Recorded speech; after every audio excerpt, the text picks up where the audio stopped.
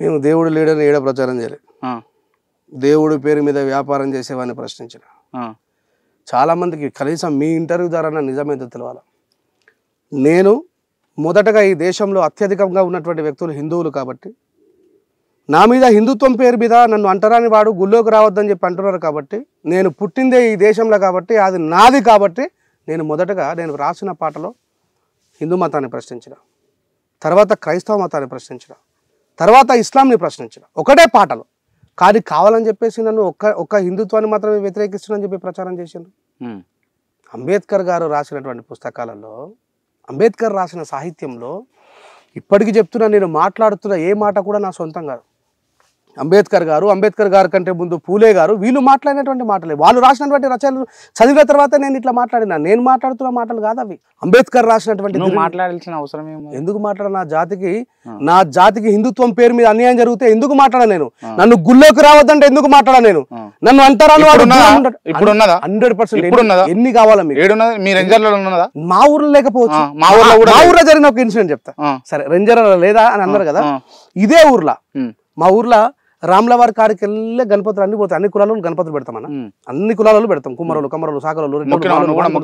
అరే నేను గణపతి దగ్గరకు పోయి బువ్వ తింటానే, నేను అన్ని దగ్గరకు పోయి బువ్వ తింటా. నేను పోతుండ్రు, పోయి తీసుకొని పోయిన తర్వాత మాదిగోళ్ళ గణపతి తీసుకొచ్చి ముందర పెట్టారు. ఊరంతా కలిసి నెత్తులు వల్ల కొట్టుకున్నారు. ఎందుకు? చల్ ఈ మాదిగోళ్ళ గణపతి ముందు పెడతారని.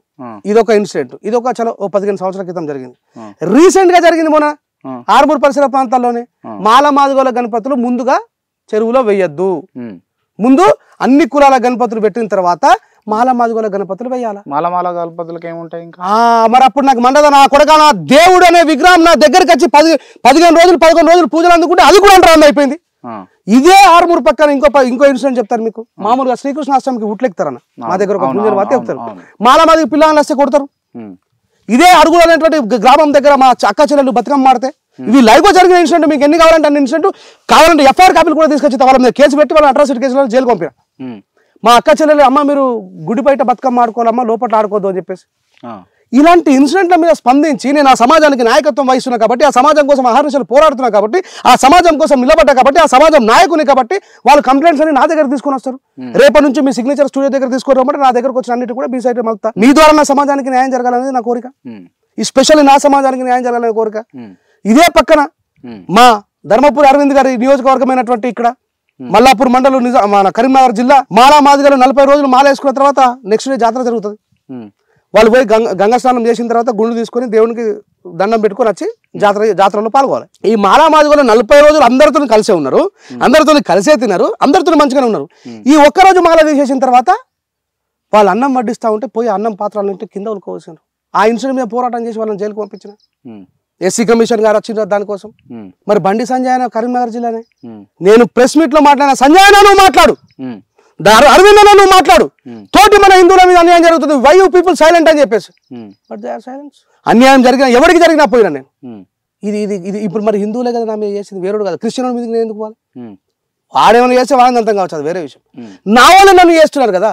ఇప్పుడు 40 రోజులు దేవుడు మాల వేసుకున్న తర్వాత కూడా వాడు భక్తుడు కదా, మాల తీసేసిన మరుక్షణమే వాడు మాల కూడా అయిపోయాడు. మరి ఇలాంటి ఇన్సిడెంట్లు చూసి నేను స్పందించకపోతే ఎట్లా? రాజేశం మాలనా మాదిగనా? నేను మొదట దళితుణ్ణి. ఈ దేశంలో నాకు ఇచ్చిన కులం ప్రకారం నేను మాలోని. మీ అమ్మగారు ముదిరాజు, మీ నాన్నగారు మాల. వాళ్ళిద్దరు లవ్ మ్యారేజ్ చేసుకున్నారు. వాళ్ళకంటే ముందు కూడా మా అమ్మమ్మ మున్నూరు కాపు, మా తాతయ్య ముదిరాజు, వాళ్ళది కూడా లవ్ మ్యారేజ్. ఓకే అన్న, అంటే నువ్వు ఎంతసేపు ఈ కులాన్ని పట్టుకొని, కుల వ్యవహారాలు పట్టుకొని, కులం మీదనే రాజకీయ పునాదులు వేసుకుంటున్నావా? నాకు రాజకీయంలోకి రావాలని ఎప్పుడు లేదన్నా. ఇలా నేను ఒక సంఘ సంస్కర్తగా, అరే రాజేష్ అన్న ఏది మాట్లాడినా పాపం ఎవరికి అన్యాయం జరిగిన అంటే వ్యూవర్స్కి చాలా మందికి తెలియకపోవచ్చు, నా లోకల్ ఉన్న వాళ్ళకి తెలుసు. నేను గౌన్ల మీద పోరాటం చేసిన వాళ్ళకి అన్యాయం జరుగుతాయి, కుమ్మరోళ్ళ మీద పోరాటం చేసిన వాళ్ళకి అన్యాయం జరుగుతాయి, చాకల భూముల కోసం పోరాటం చేసిన దోపిగడ్ల భూముల కోసం వాళ్ళకి అన్యాయం జరుగుతాయి. గౌన్ల మీద అర్థాలు పెడతాయి. మా దగ్గర అర్థాలు అంట తెలంగాణ, మన తెలంగాణ అర్థాలు పెట్టాలంటే ఇంతే పైసలకు కళ్ళమ్మాలా, లేకపోతే నువ్వు చెట్లు గీసుడే బంద్ అని చెప్పి పెడతారు. అలాంటి దాని మీద పోరాటం చేసిన విలేజ్ డెవలప్మెంట్ కమిటీ ఈ మన చేపలు అమ్మే వాళ్ళని నువ్వు ఇన్నే డబ్బులకు చేపలు అమ్మాలని చెప్పేసి వాళ్ళ మీద ధర నిర్ణయిస్తుంది. మంగళోళ్ళని క్షవరం చేసే వాళ్ళని గింతే ధరకు మీరు చేయాలని చెప్పి ఎన్నో వీడియోసి పోరాటాలు చేసాం. లోకల్లోకి తెలుసు రెంజల రాయస్ was not belongs to the only leader of community, they was very well. బహుజన సమాజానికి అంచిపోయబడదు. మరి రైతుల కోసం ధర్నాలకు ఎన్నో జాలలో పాటలు పాడినా, వాళ్ళకు మద్దతుగా నిలబడ్డా. నేను రైతు మీద ఒక ఆల్బమే రాసిన.